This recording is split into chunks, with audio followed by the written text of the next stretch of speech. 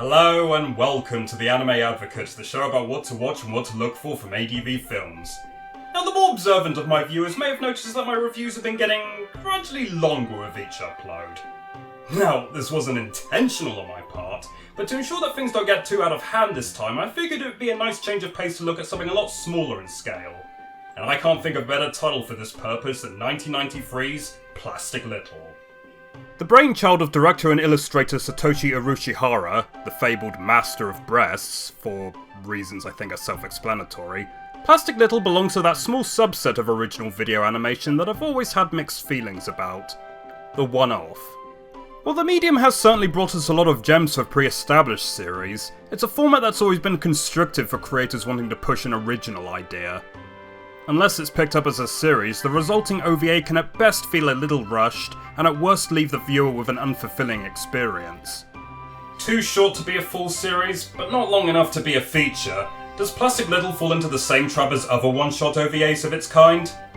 Let's find out. On the gas giant Ieta, Professor Mordish and his daughter Elise attempt to escape a rogue faction of the military who have been secretly converting the human colony's gravity belt into a superweapon for planetary conquest. While the Professor successfully gets Elise to an escape craft, he meets a gruesome end at the hands of their leader Lord Geisel, mere seconds after launching her to safety. Now the military's primary target, Elise makes her escape into the capital where she bumps into pet shop hunter Tita Koshigara. On a whim, Tita helps Elise outrun her pursuers, providing her sanctuary amongst the crew of her vessel, the Char-Char Maru. Geisel's troops prove resilient, however, hunting down the young damsel whom Tita, out of a strong sense of justice, refuses to hand over. During a particularly violent encounter that almost cost Tita her life, Geisel acquires strands of Elise's hair, of which he can use the DNA signature to bypass the gravity belt's security protocols. Recognising the threat posed to Ieta should such power fall into Geisel's hands, Tita makes the decision then and there to storm the gravity belt generator and help Elise shut down the makeshift superweapon. So, pretty basic sci-fi premise, but as I alluded to earlier, the major problem with Plastic Little, which sadly extends to many other one-shot OVAs, is the severe lack of time on offer to fully develop its characters and story. Aside from maybe a single scene for each crew member, the diverse cast aboard the Char-Char Maru doesn't get a whole lot of focus, despite some potentially interesting backstories such as Mikhail's service to Tita's deceased father. Geisel is also little more than a one-note Darth Vader, who doesn't even have that satisfying of a defeat in the end. Tita kinda just shoots him in the face, and that's really it. If only there was a way to, I don't know, disarm her before the whole strangulation thing. There are some genuine attempts at character development between Tita and Elise, which I appreciate, but there's still never enough breathing room for such interactions to really hit their stride, because the film is constantly hurrying on to the next story beat. I think this breakfast scene turned chase sequence is a great example of the sheer awkwardness such rapid pacing causes. First of all, the probability of both girls escaping a surprise military attack within 2 seconds of being spotted is far-fetched enough on its own, but it also completely robs the viewer of being able to process the information that this otherwise charming discussion between them provides. Instead, Elise has to give an exposition dump in the middle of the action, because there was no other place the filmmakers could squeeze it in. Tita, listen to me!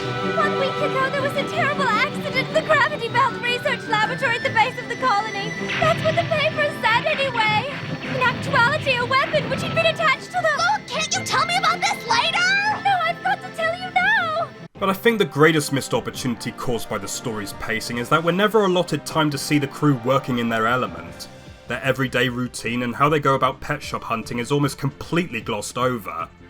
Such expertise really only comes to fruition at the very end, where, through ridiculously precise coordination, they are somehow able to destroy an entire military fleet with nothing but the ship's arsenal used for capturing sky whales. This sequence is so infamous for its absurdity, I doubt it would leave anyone's suspension of disbelief unchallenged. While I was rewatching the OVA for this review, I actually concocted the idea for a 10-minute sequence that not only would have given this ridiculous spectacle a smidgen of believability, but also could have served as a nice demonstration of how the crew interact before being thrust into a more deadly situation.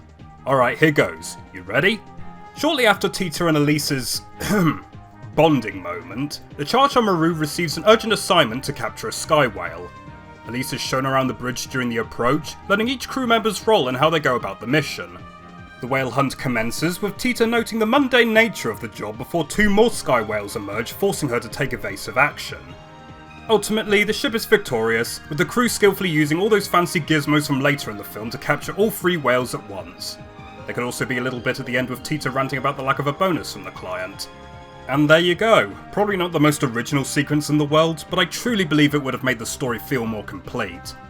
As it stands though, we're left with a preposterous triumph of brains over brawn that, given the quirkiness of some of the crew, doesn't so much make me cheer as it does make me shake my head in disbelief. To end this segment on a lighter note, I will commend Plastic Little for the aforementioned friendship it develops between Tita and Elise. While incredibly short, the breakfast scene has a lovely exchange about Tita's father that clearly resonates with the young damsel. Both girls naturally spark a mutual trust, having experienced similar losses, and while Tita cannot fully explain why she decided to rescue her when she did, it's that strong sense of justice which ultimately inspires Elise at the end of the film. Speaking of which, their final interaction is also pretty solid. It's actually quite refreshing that Elise politely declines Tita's offer to stay on the ship, because it shows the character has grown capable of forging her own path. Her intention to continue her father's work and ensure such technology is never abused again is a very noble one, and if it works for her, it certainly works for her new best friend. Plastic Little could have easily ignored any sort of character development to focus solely on the action and fan service the audience of these titles pay for, but the fact that they didn't only makes me wish they had more time to achieve its full potential, whether it be through a multi-part OVA series or even a longer feature film. A short spin-off manga is a nice gesture and all, but if all the elements from those books were originally incorporated into the main presentation, I have no doubt we would have been onto something a lot greater. One would argue that one-shot OVAs like Plastic Little are not so much about the story and characters as they are an excuse for some fast-paced action and pretty visuals. And yeah, if we were to analyse the film purely on an aesthetic level, I would say the animators did their work splendidly. The character designs and animation are very polished across the board, and befitting of the Master of Breasts, the work gone into providing detail and motion for all the girls', assets is very impressive for what it is. It's a little surprise ADV would choose this title to launch their trademarked jiggle counter feature when it got reissued on DVD. Just exactly how old are you anyway? You could at least tell me that, couldn't you? I'm 16 and a half. 16 and Despite the lack of time dedicated towards world building, there was also considerable effort put into the look of Yeta. The city in particular is a beautiful amalgamation of various European settings, with thankfully not too many sci-fi gimmicks to distract it from its more traditional look. It's a much more idealised interpretation of the future in that regard, making its destruction during the climax all the more shocking. Other environments are more standard sci-fi in their design. I mean, the gravity belt reactor looks like it was lifted right out of a Star Wars film, but the overall art direction is first-rate, with bold colours and impressive effects work. In regard to music, composer Tamiya Terashima provides a pleasant mixture of pseudo-orchestral action pieces and melodical leitmotifs for Tita and Elise's friendship. It's a shame I can't really share any of the music with you, as there doesn't seem to be a soundtrack release of any kind, hence why I've been using Skies of Arcadia music throughout this video. Hey, they're both set on floating continents. The vocal theme You Are Everything by Keiko Toji, on the other hand, is a charming little ballad that brings Elise's adventure with Tita to a suitably poignant end. Terribly dated on the first listen for sure, but it quickly grew on me, and I'm incredibly thankful it got a full single release. So while Plastic Little didn't quite hit the mark in terms of story, Urushihara's team were able to make up for it with solid production values that could have easily held up against the best feature animation to come out of Japan at the time. ADV had a dependable lineup of voice talent they could pluck from by 1997, and in the case of Plastic Little, the result is a decent, though fairly run-of-the-mill dub that you would expect from the company at the time. All the voices fit their characters reasonably well, but there's a peculiar emphasis on Russian accents for several members of the cast. I'm not entirely sure whether this was insisted on by the original filmmakers or something Matt Greenfield dreamt up after noticing some gratuitous use of Russian symbols on a newspaper, but whatever the case, a good portion of Tita's crew appear to be Russian in the English dub. I'm just about finished. How about you, Balboa? No, I'd say about another day or two. Don't worry, little one. I'm the ship's doctor. This was your idea, wasn't it? And I thought you liked Tita. It gives the line deliveries a bit of extra flavour, I suppose, but while I personally don't have any strong feelings on the decision one way or the other, some viewers may find the accents a little distracting. Like the red badge of courage, da? Fortunately, the performances for Plastic Little's leading ladies don't suffer so much from questionable accents. As ADV's go-to actress for spunky young heroines during their early years, Amanda Winley does a great job capturing Tita's assertiveness, while also giving the character a very compassionate soft side during scenes with her BFF. I just wanted to be your friend. And when I looked in your eyes, I saw the same look I saw in my own 11 years ago. It was the look of a girl who'd just lost her father. Tiffany Grant, meanwhile, who I've kind of always associated with playing volatile Germans and or redheads, delivers a refreshingly vulnerable performance as Elise.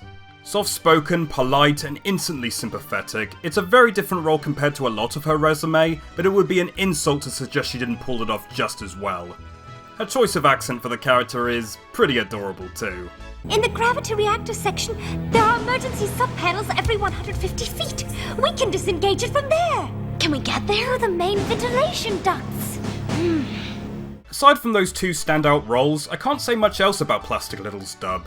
It was a fine production for its day, but compared to the rest of ADV's catalogue, nothing too special. In the end, Plastic Little remains a very complicated title for me to recommend. On one hand, it's an amazing slice of animation with great action set pieces and character designs, but on the other hand, its status as a 50-minute one-off seriously holds it back from a narrative standpoint, despite some potential in its characters and setting. I certainly don't regret watching it, and it's still a fun watch when I'm in the mood for some cheap thrills. I just wish it could have been allotted more time to really flesh out its strongest elements. For those interested in giving it a look, ADV's original DVD release isn't too uncommon, but the remastered Essential Edition with the jiggle counter is a little more sought after and fetches for much higher prices online. Whether such an unconventional bonus feature is worth the extra dollars is really up to you. So, while I probably failed in trying to keep the runtime of this episode down, I enjoyed giving Plastic Little a much more in-depth analysis than I expected to. Far from a classic, but in the medium of one-shot OVAs, you can certainly do a lot worse. I am the Anime Advocate, and I will see you all next time.